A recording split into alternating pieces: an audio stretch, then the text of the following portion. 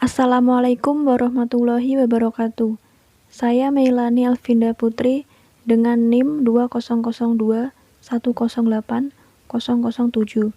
Di sini saya akan mempresentasikan tugas mata kuliah jurnalistik, yaitu tentang pengertian feature dan jenis-jenis feature. Baik, saya akan mulai dari pengertian feature. Sebenarnya apa sih feature itu?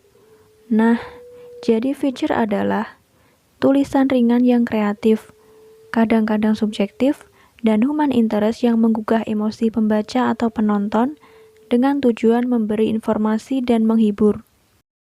Tulisan ini dibuat dengan bahasa yang ringan dan menggugah emosi pembaca dan penonton di televisi. Kalau di program berita televisi, karya ini ditaruh di bagian akhir rundown sebagai penutup berita. Harapannya dapat menghibur penonton setelah menyaksikan berita-berita berat dan keras besar di tengah masyarakat.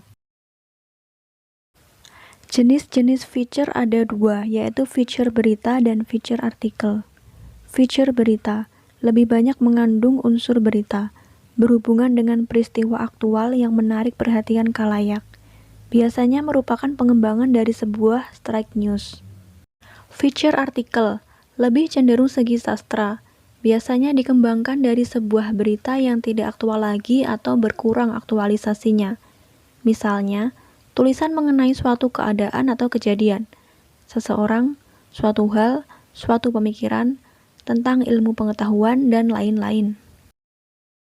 Berdasarkan tipenya, feature dapat dibedakan menjadi 5, yaitu feature human interest, feature pribadi-pribadi menarik atau feature biografi, feature perjalanan, feature sejarah, dan yang terakhir adalah feature petunjuk praktis atau tips. Nah, kemudian saya akan menjelaskan kelima feature tersebut. Yang pertama adalah feature human interest. Tulisan yang langsung menyentuh keharuan, kegembiraan, kejengkelan, atau kebencian, simpati, dan lain sebagainya. Yang kedua adalah feature pribadi-pribadi menarik atau feature biografi. Misalnya riwayat hidup seorang tokoh yang meninggal, tentang seorang yang berprestasi, atau seseorang yang memiliki keunikan sehingga bernilai berita tinggi. Yang ketiga adalah feature perjalanan. Misalnya kunjungan ke tempat bersejarah, di dalam ataupun di luar negeri, atau ke tempat yang jarang dikunjungi orang. Yang keempat adalah feature sejarah, tentang peristiwa masa lalu. Misalnya peristiwa proklamasi kemerdekaan, atau peristiwa keagamaan, dengan memunculkan tafsir Barnes, sehingga tetap terasa aktual untuk masa kini.